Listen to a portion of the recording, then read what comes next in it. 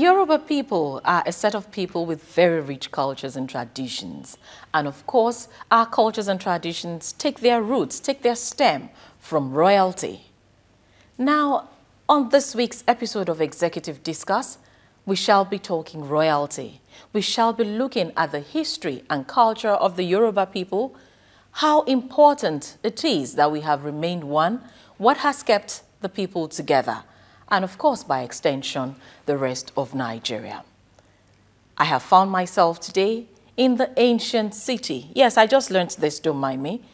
I learned that this particular city, ancient city where I am, is one that has never been conquered, neither by colonial masters nor anybody.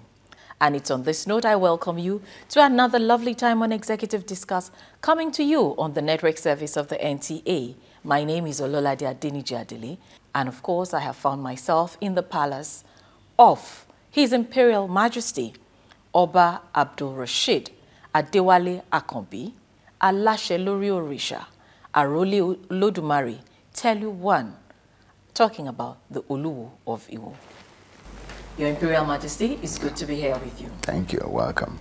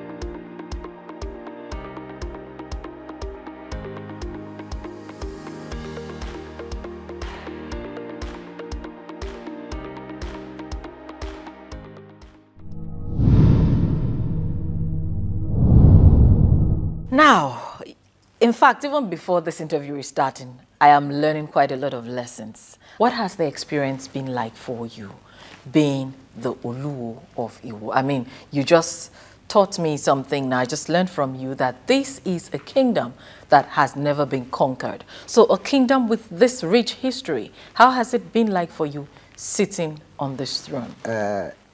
Like, I want to correct you on what you said before, like it has not been conquered by the white people.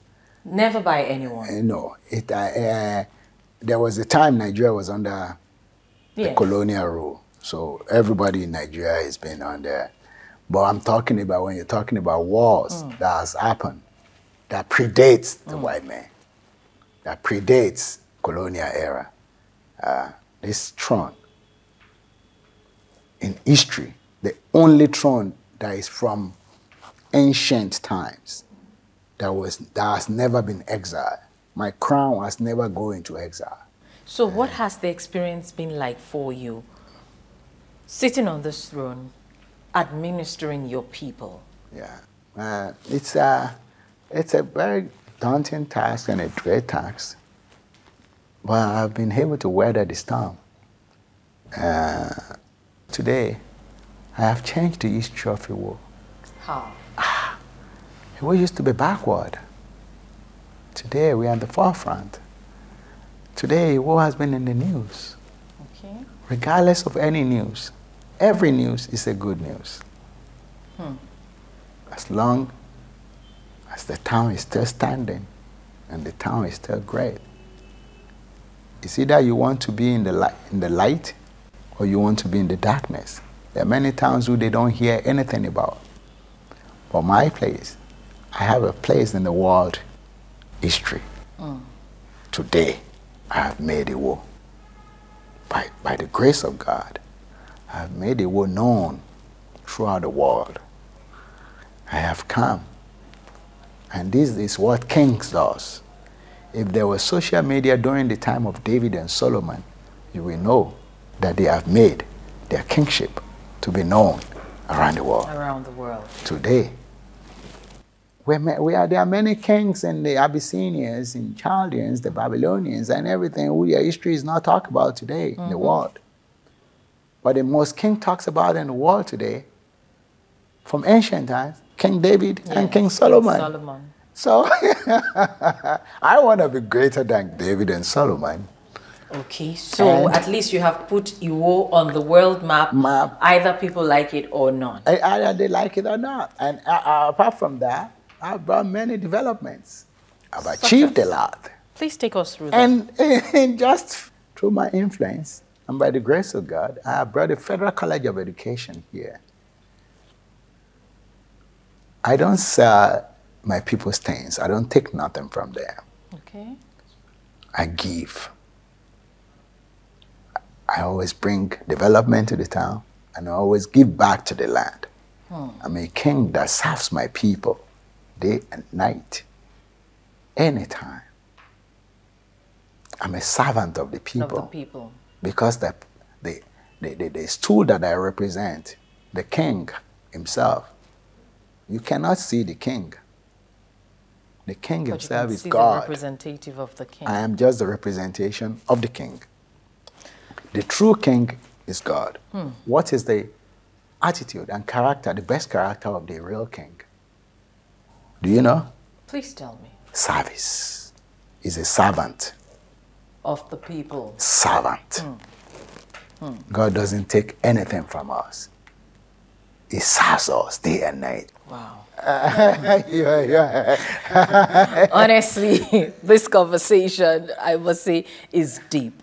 Now, Your Imperial Majesty, like you said, you have put Iwo land on the world map. And right from the time you took on this throne, you sat on this stool, yes, you have put Iwo out there. And I want to quickly take you back to a very first incident that happened, which was about, I thought you led the call for prayers at the Eid al-Kabir, sorry. Yeah, because I'm bringing the tradition back. But that is the place of the imams. Who appoints the imams? I'm the one that appoints the imam, the king of Iwo. Our own history is different. In Yoruba land, we are the first. The king of Iwo is the first king to ever take Islam. A king that takes Islam is not people. A king that takes Islam in 1623. 1623. Takes Islam. We took our Islam from the Malians. As your religion. As our religion. And the king turned the old town, because when they say something that time, everybody must do it. He changed everybody that time to Muslim. And he led.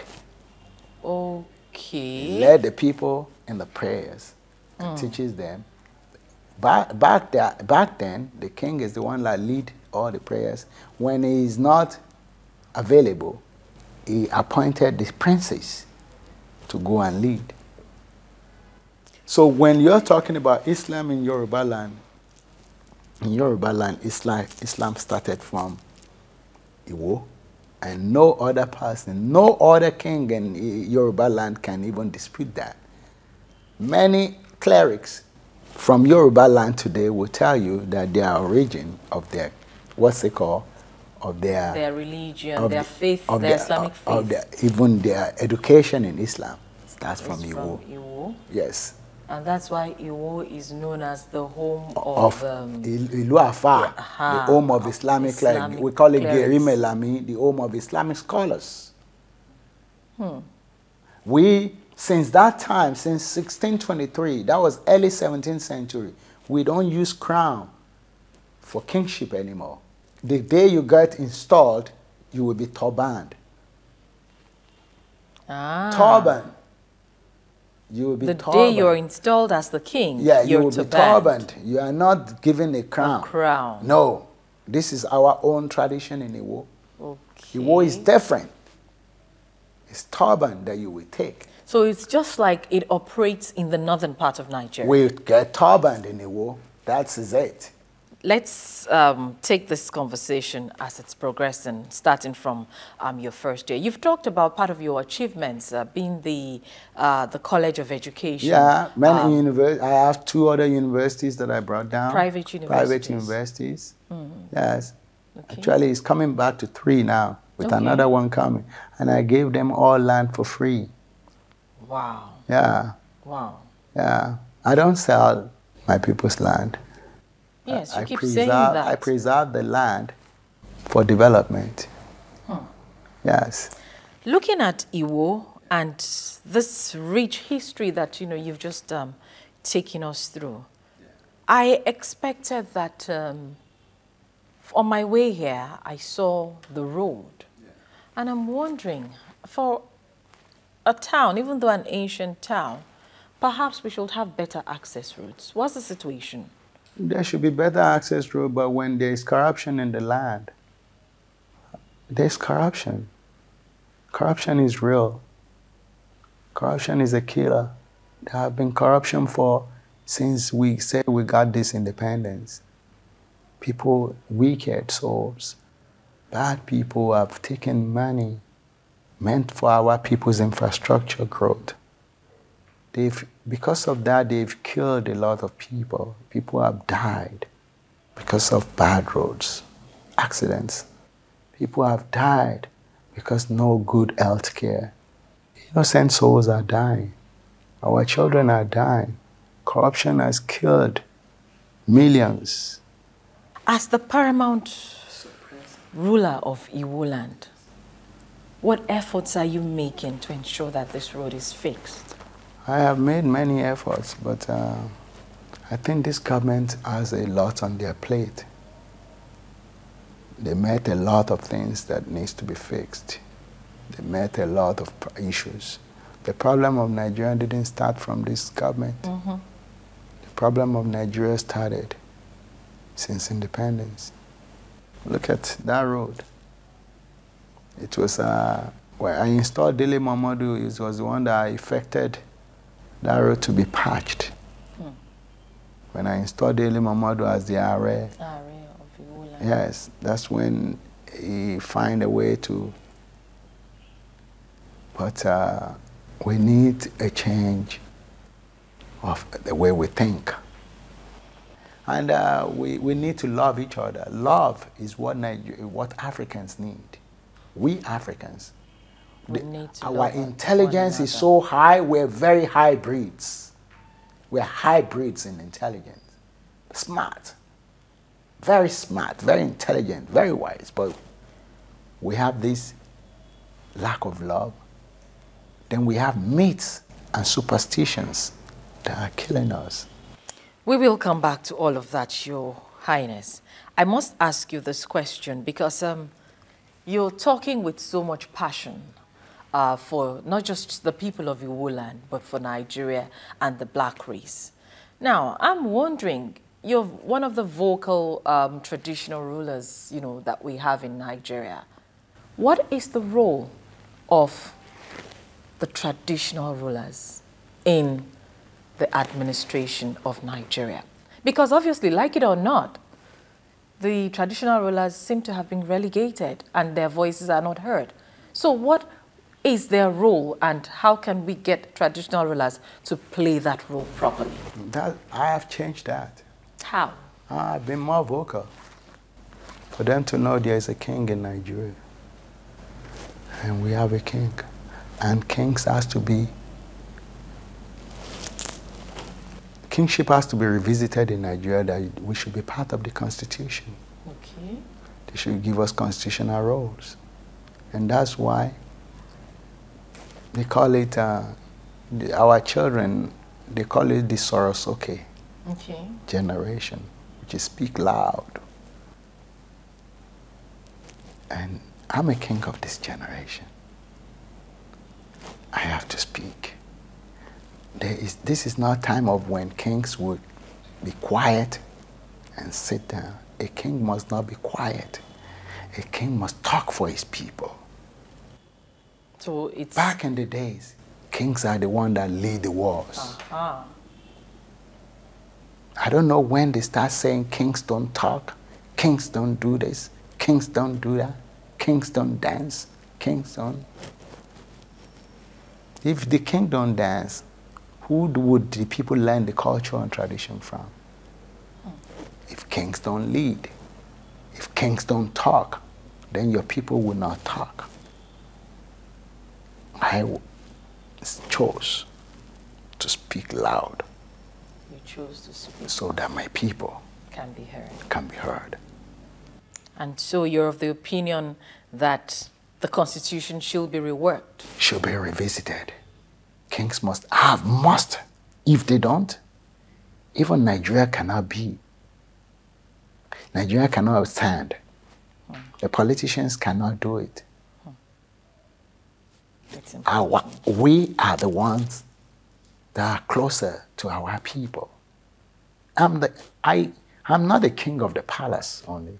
I have changed what kingship is in Yoruba land, in Nigeria. I visit my wards at home. Okay. I'm not just the king of the rich, of the contractors, of the government only. I am a king to the poor man, to the blind, to the lame, to the old age, so that I can... So you understand their needs? I understand their needs. Talking about the king of the people, seeing the people, what kind of relationship do you, as the Oluwo of Iwo, have with other kings in Yoruba land especially? What's the level of relationship, the collaboration that you have? My style of kingship for the people and everything, there are many other things that I brought to kingship, which is actually, I run the style of Oduduwa. Which is? The style of Oduduwa is the king of the people. The style of Oduduwa is, he never subjected our crown to the deities. Many kings today submit their crown to deities because they got it wrong. They told them a wrong story about Oduduwa. Okay. Now, does that not put you in contention? We have contention because the kind of contention people that ruled after Oduduwa has to change things is the kind of contention I have today. Because the people that ruled after Oduduwa, before he died, they promised. They made a promise, and they made it something that never would they allow Oduduwa and his children to ever be king. Oduduwa never subjected the crown to Obatala. Oduduwa never worshipped any deity. So where does Yoruba kings get deities from? So because you're promoting the ideals of our first father, Oduduwa, the progenitor, yes, you're at loggerheads with because fellow kings. Change is something that is dynamic and is constant, very constant change. It must happen. Now, how do you intend to ensure unity amongst all of you? Because it's important. That's what I'm doing. The only thing that can unite us is to go back to what our father brought down for us. It's about deity. They put the crown under deity in Yoruba land. The crown was not birthed, was not created by deities. The crown was created by one God who sent Oduduwa. Oduduwa was never an idol worshiper. He was not a deity worshiper. So, and that's why I've challenged professors. And the history I'm talking about. Which is what I wanted to ask you, Your Highness, because there have been some issues about history being taught in the school curriculum, where history was even taken out of our school curriculum. Now you're talking about the history of our people, you're talking about the history of, Yorubas. Are these two not at loggerheads, where history has been taken out of the curriculum, but you're saying that we need to know our history? Yeah, we need to know our history so that our children can know where they're coming from. Because our history is being erased now. There are people who have erased our history from when the deities start coming. Deities, the Shango, Ogun, Obatala, they are not more than 2,000 years ago. Oduduwa is not the one that gave birth to all of us. But he was a good father. He was a great father. That's why everybody adopted Oduduwa as our father. Oduduwa was a great king. He brought the administration, the first government in Yoruba land. You become a king, then you have chiefs who will be like commissioners and ministers.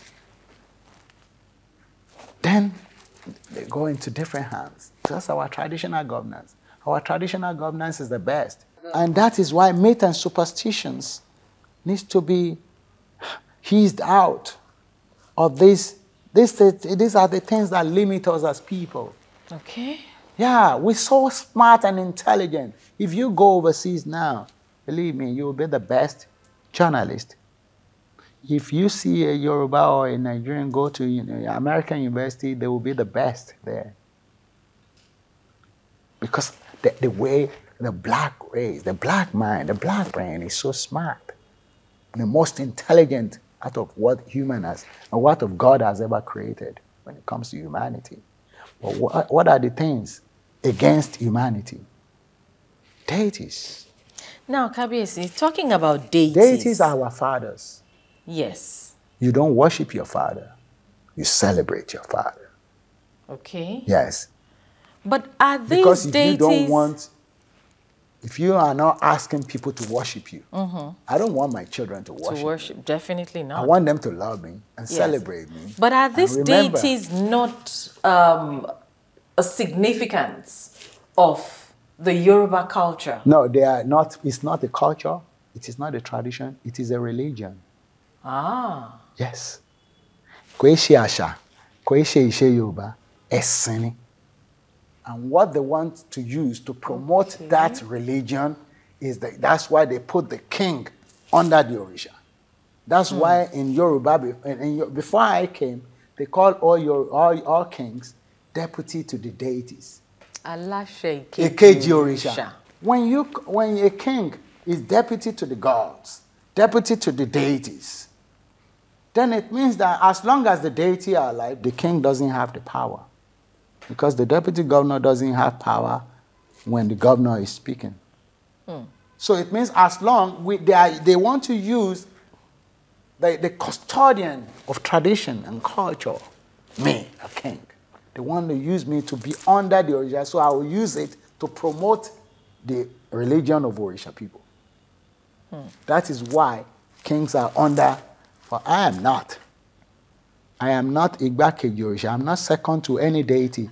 I have authority over all deities and idols. We changed that.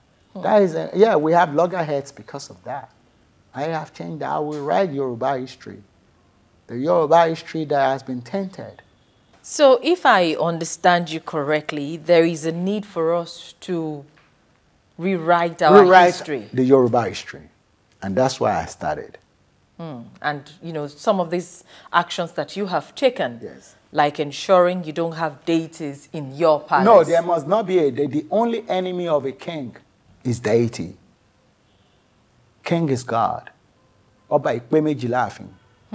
When a deity is in the palace, then there are two kings in the palace. Okay. Yes. That is the meaning of Oba ikpe meji láàfin. There can be 6 kings, but you can have 6 chiefs, but you can have two kings in the palace. But when there's a day, they are talking about deity. It is a adage. It is a proverb in Yoruba. Orisha. To Shabati walafin. When there is deity in the palace, then there are 2 kings ruling.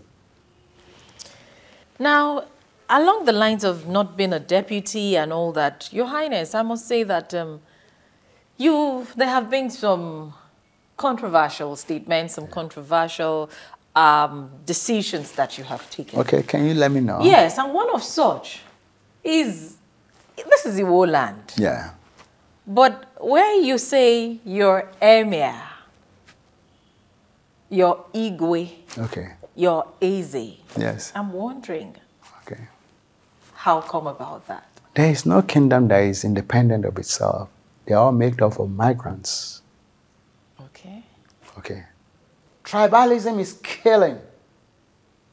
It's giving us a lot of problems. I should be the emir to the Sokoto man and the Ekano man here. I should be the sultan to the Sokoto man here. I should be the Obi and Igwe to the Igbo man from Imo. That when they need something, they should be close to me. There are many. Do you think Iwo is just Iwo people? There are people from Ogbomoso. I should be the Shaun to that person. Leader is a leader. A king is a king. Yes, I still know I'm the Oluwo of Iwo. But then I'm a king to everybody that lives in my town. And this town is not independent of just Iwo people. We have people migrated to come here. There are many people from Oyo who migrated who has been here for 200 years under the Oluwo. People from Ibadan. People who decide to live here because their work or family or marriage makes them to stay here. So you're a representation of the individual traditional ruler. Every traditional ruler should be their king. If I get you right, it's about the unity of Nigeria. One Nigeria. Yeah. And, and then I talk about the Igbo man. I look at their plight. I said, you know what, we have to revisit the... Yes, that was a statement you made recently about revisiting the pains of the Civil War. The Civil War. Because if that happens to me also, not all the Igbos gave their signal to that war. I told you, I will be the Obi and the Igwe and the Eze to an Igbo man here. Out of love, I should feel their pain. That's why I believe we should revisit. And that's why I've been contacting the Igbo something so that we know how to eat. If you don't visit this part, if you think that building roads and infrastructure is the only one, there is pain. A lot of pain in the hearts of the people. Heart of the Igbo people. It is not about this man who is saying I'm the Kano or IPOP or ESN. No. It is the belief of them in the hearts and mind of each Igbo man. There are still people who lost their children, their father, their mothers, and their acquaintances to that war. It was just 54 years ago. So it means a person of 70, 75 years old still has a child or a family that died. They're still living now. So you think that pain will go away like that? Still talking about the unity of Nigeria, I know that one of the major issues that we've had in Nigeria, especially in the northern part, but which has spread to some other parts of the country, is insecurity. The issue of the farmer-herder clashes have been there. And, well, everyone is trying to see that they reduce it to the barest minimum or even eradicate it. Some time ago, you actually welcomed farmers, herders to Iwo. You actually made a statement that says Fulani herdsmen are free to come to Iwo to live. Do you recall that statement? Yeah. What brought about that statement and why? Knowing that, well, it might be some misconceptions, but these misconceptions are not born out of naivety or ignorance. These misconceptions have come from incidences that have occurred. And one very clear one is Ibarakba. Yeah. Okay. So how come you decided to say, look, herdsmen, you're welcome to Iwo to come and live? I have been living with Fulani here. We have them. We even have a ruling house called Alausa Ruling House. In Iwo? Yes. That was the first person that brought Islam to Iwo, the Oba Alausa. Oba Alausa means the king who brought the Hausa in. But they were mainly Fulanis. Okay. But anybody from that part, that time, we called them the Hausa. We have been living with them for over 400 years. They are very peaceful. They don't fight. This is the Iwo land. Yes. And this is very peaceful. Today, we live among the Fulanis. I make meetings with them all the time. As soon as they have somebody who comes around, who is they see is a stranger, they will first, no, you can't stay here. You are the ones that are giving us bad name. No, get out. The king here welcomes us and is okay with us, and we are living a good life. Do you know that Fulanis are they're people who are very resilient, and they believe that what they have is okay for them. People living in the bush, in the forest for like centuries. They do night guard, man. They do all these things. The ones that... We've seen Fulanis who are successful, and we've seen Fulani who live in the forest. Yeah. But sometimes I tell them to come out. What I told them is that the ranching is better for them than going around, and grazing around and causing problems. And what I said is that because they don't have that education a lot, the ones that live in the forest. So I've proposed to the federal government, I don't know if they are doing anything about it. There must be an intervention program for them. From each community, get one of them and send them to South Africa or to a ranch in Nigeria. Send them for a 3-month course. Okay. Let them go and see the physical ranching. The Fulani man who doesn't go to school in the forest doesn't know what you are called. We are saying ranching. Person that doesn't even speak English. And that's why, all inclusive. I want to extend love to the Fulani man. I want to extend love to the Igbo man. I want to extend love to my own people. If you cannot love those people, how do you love yourself? All right, Your Highness, because it looks like, this is the conversation. You're really passionate about the people. You're really passionate about love. So I want you to take a breather. Yeah. Maybe you'll get a glass of water, because we need to take a very quick break now to get to talk to a few people who know you very well. All right, the program is still Executive Discuss, coming to you on the network service of the NTA. This is one passionate conversation that I'm having here, and it's borders on love. Why don't we take a breather here, get to meet a few people who know His Royal Highness, or His Imperial Majesty, I must say, Oba Abdul Rashid Adewale Akanbi Teluan, the Oluwo of Iwo, who know him well, who know his administration, what he stands for, his ideals. Let's get to meet him on all those other levels. Why don't you come with us? Let's get to meet these people, and we'll be right back.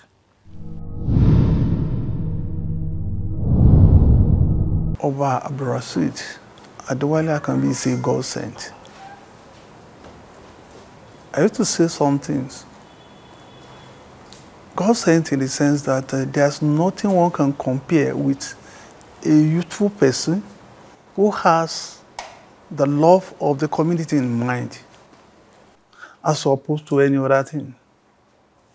This somebody who, before he was even appointed as the Oba, has got programs already set in motion. And the programs are continuous, as opposed to somebody who is just put there without any program in mind. When he first came in, he set up these food tanks, he set up clothing tanks.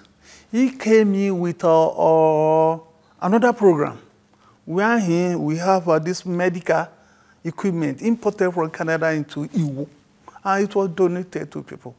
So his experience out there has impacted on Iwo, not only physically, but intangibly as well. I thank Almighty Allah that we have this Dr. Abdul Rashid Adewale Akanbi as a monarch of Iwo land, because he have some things good which will move Iwo land to the high level he always liked to sponsor most of the students if they need help from him. And is giving most of the people's clothes and giving them foods every Thursday and Friday, every week. Truly, this Oba Abdurrashid Adewale Akabi is a very nice monarch. He if you respect him, you regard him, you give him well honor, because he will give you the same you give him. If you say you want to play or you want to show arrogance to him, he will not accept you. So that's it. Then the system for this monarch is not ready to sell any lands. It's not like any cheating. And when you come to him to explain something and you say you want him to hide it, he will not like it. He's a well-informed Oba with high network of friends and personalities, and he's a man that knows what he wants for his people. He's a man that holds the people dear to his own heart. His reign in the last 6 to 7 years has brought tremendous progress and introduction of new things to the town which hitherto have been neglected. He created room for those who are poor to come to the palace and feed twice a week. Those of us who are endowed by Allah, he pleaded with the airlines and the community. Those clothes they have been locking up for the past 30, 40 years that nobody will wear even after they are dead, and encourage us to bring it to the palace. For the clothless to come to the palace and have access, make their choice. For the big, for the slim, for the short, for the tall. So you can access meat. During Ramadan, he provides for the needy. During Easter, he provides for the needy. He goes about from compound to compound, meeting the widows and the elderly, giving them money, no matter how little. The goodwill is tremendous. So that's why when there was an attempt by some people to remove him from power, from the kingship, the community rose in unity to say no. Yes, Oluwo is a child of destiny. I know him to be a good leader. He's very hardworking and very intelligent. He has a very good sense of humor and very respectful. And since he came, we've witnessed so many developments in Iwo. Before he came, we've been clamoring for federal presence in Iwo. There was none. In the last 2 or 3 years, we have been given a branch of the National Library, and they've already started operation, the NAO. Last year, we were given Federal College of Education, and they are, as I understand, they are likely to start by September. You know, such an institution, they bring the rapid development to any town. Everybody wants to come. He has put Iwo on the map of the world. Glad to know you're still here with us. The program is Executive Discourse on the network service of the NTA, and we've met a few people who know my guests very well. Now, to continue our conversation, Your Imperial Majesty, you've talked about love, and it's important that we show love to one another. Your Highness, there have, like I said earlier, there have been some controversies, and one that also comes to my mind is about crowning a woman. Where did that come from? I can't find my phone. Okay. Our father, Oduduwa, that brought the crown. When you see a king, how do you know a king? A crown. Adelafin Moba. Kilafin Molori. What do you use to know a queen? Our father Oduduwa crowned his wife. Crowned his wife. Yeah, so which Oduduwa's wife is Olokun. When you get to Ife, yes, there's the bust of Olokun there. Yeah, our father. That's our common heritage. That's why I'm passionate. When I talk, I must talk about Oduduwa. Because it's my father. He told me to crown my wife, that every king must crown their wife. I crown my wife. Wow. That's it. I'll crown, any of my queen must wear a crown. So in line with what Oduduwa did. You can see Mayfair in Ife. You will see the head of Olokun. Go and look at her head. That's the... Even the husband takes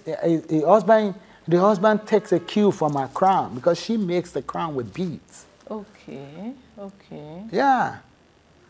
And she makes the crown, and she makes even beautiful crowns for herself, even more than the husband. Wow. And I think I have shown you a picture of the Owo king. Yes, yes, the king of Owo. There's something that the professor gave me. Yes. I will show you. Okay. That is artifacts that shows that a king and a queen must wear the crown. And that is it. All right, Your Highness. Now let's come to talk about Oba Abdulrasheed Adewale Akanbi and his fashion sense. You're a fashionable king. Even I must say that. Thank you. Yes. In fact, maybe I can tell you, well, I'll do some, what we call in local parlance, amebo. Some people call you Oba Gucci, Oba Versace, because you're very colorful and, you know, you have a unique way of displaying royalty. What gave rise to this? It's inbred. It's not ability. You have to be born with it. Yeah, you have to be born with how to be regard, how to be royal. It all comes through inspiration. It is not something that you plan. The inspiration will be coming. I design all my clothes. Yeah, because I see that even on this that you're wearing, I see Telu 1 on it. Yes, Telu 1. And there's a crown on must it. be a crown, yeah. I designed... Well, you're going to get up for me, Your Highness. Perhaps you're going to take a walk, but, you know, give me the explanation on this first. I see Telu 1 written on it. That's Telu 1, right. This is the crown. Yes. That's the crown, and that's Telu. And then I design all my clothes. I design my crowns. I tell even my fashion designer, I was the one that put them on that style. Okay. To be making crowns and to be making this kind of clothes. What he does before was shoes. And then I told him to go into crowns too. And he started, yes, because you have quite some unique crowns. And you can see that one there. You can see that one over there. Those are I don't wear those old ones anymore. The one I met with my fathers, with my older kings, those ones, I don't wear them anymore. Those ones that you see over there, yes, I don't wear those anymore. No, those ones are old crowns now. They are going to go into the museum. I'm not going to put my head on those anymore. I have to better. That's why I told you, you upgrade your culture. You add value to your culture and tradition.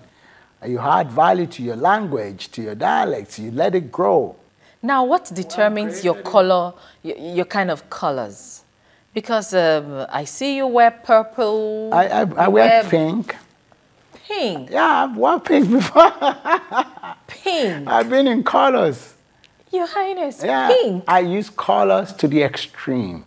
I am Odidere personified. Okay. The symbol of my town is the parrot. The parrot has many colors. Go and check the parrot. It has beautiful colors and speaks the truth. I speak the truth and I wear colors.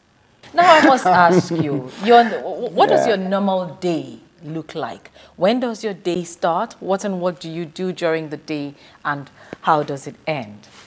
My day is just work, work, work, serve my people. My phone is never off. My phone, I never take it up. I work. Igbara labura. When you're young, you abuse it. You abuse that body. You use it. If you don't use it, is it when you're old and gray? Can you abuse the body then? No. Yes. Igbara labura to Yoruba soniye. So you use this time to work, so that when you don't have strength to work again, there are people who will work for you too. So I use this time to plant the seed of service, to work for my people, to do everything for my people, so that when I old and gray, I can do what? Rest and relax. Rest and relax. And reap what you have sowed. You're a man who at different times have talked about the unity of Nigeria, the oneness of Nigeria, and it's the importance of us staying together. And I believe that along the lines of promoting Nigeria, you also promote made in Nigeria goods. We were talking about your fashion sense earlier. You talked about the ashofi, sonyo, and all that, and even the alaron. I also know that you drive a made in Nigeria. A made in Nigeria car. It's an innocent. We have to, you won't see, when you are a leader, what you do is to encourage your words and your subjects. If you omatoshipa, onlobiengbe. So what about the ones that have tried to move on? What should we do? We see many wasted talents in Nigeria. Nobody attends to them. You will see a child that is building vehicles, trying to build airplane from the scratch. Yes. And there is nobody to help them. We don't see the government encouraging them. Then these children will go on they will find somebody from overseas, and those people will brain drain them. Most of the technologies happening overseas, black people are the source. Yes. But they won't be seen because that company that sponsored them will be the name that we use to sell those things. So our children, but because nobody helped them here. Those kind of innocent, I said, wow, if we can be producing cars here, it has to start from somewhere. Yeah. It is a process called CLO. What is CLO? CLO is copy, learn, overtake. Copy, learn, overtake, okay? That process is what China does. China, they say, is making fake product. But today, China has copied. China has learned. And they've overtaken. China has overtaken. Nobody should call anything fake if you cannot do nothing. So we have to patronize our own. Patronize our own. You won't see Angela Merkel of Germany, the Chancellor of Germany, using an American car or a British car. You won't see the President of America, Joe Biden, using a German car or a British car. And you won't see the Prime Minister of UK, Great Britain, using a German car or an American car. So I think it should start from the head, from the boss. Charity begins at home. Yes, I think our president too should use an innocent-made vehicle. I have told the federal government, I think it's time we ban the jeans that we import from overseas, and we can use our own Ofi, which is our own jeans. The blue jeans, the blue, which many is, colors. yes, we which have is even turned to colors. other colors. We have beautiful colors. Okay. It's not only blue. That's talking about the denim material. The denim material, that we can have different colors. We are colored people. Yes. Color fit us. That's true. The Ofi can be our own jeans. We want money in this country to stay in this country. We're talking about foreign exchange. When we can just ban the jeans from entering this country and tell our children to improvise and get better on using Ofi to make our own jeans. You're a man who is, you're so determined for us to progress. Yeah. You're so determined for Nigeria to remain one. Yeah. And I wonder, as an individual, as a man, even before being a king, what is it that drives you? What is it that propels you to feel and push this need for us to remain one indivisible entity, for us to, make progress and be better in life? What is it that drives you? What's your driving force? I was born like that. It's God. There's no other thing that can drive a man to be determined to make a change than when he's born with it. Teluwan, Yes. just like King David and Solomon, who were so flamboyant and just like you. Now, if you wouldn't mind, remember I promised my viewers that we're going to see you in your full regalia. So if you wouldn't mind, Your Imperial Majesty, can we take a walk, a short walk? Yes. I mean, I want to see the beauty of what you're wearing. Yeah. And maybe see how I can... Am I allowed to take a walk with you? Yeah, you can. Why not? You can be close to me. Wow. You're not going to be mad, man. It's not going to be like a... Wow. Yeah. So, where do you want me to go? In fact, I think I'm just okay with you here, with my viewers seeing the beauty of what you wear. That's how Yes. And before we round off this conversation, Your Imperial Majesty, I must ask you, you're a man who loves music. Yeah. You love to dance. I love to dance. I've even seen you in a few video clips. Yeah, a king must dance. Yeah, a king must dance to lead his people, for them to know the steps to take how to dance.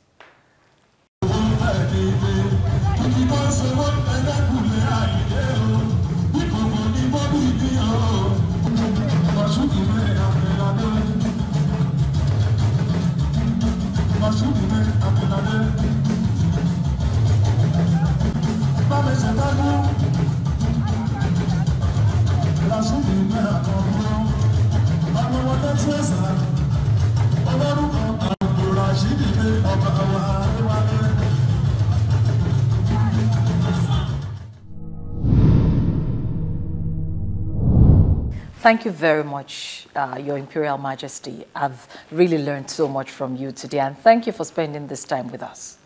You're welcome. Yes.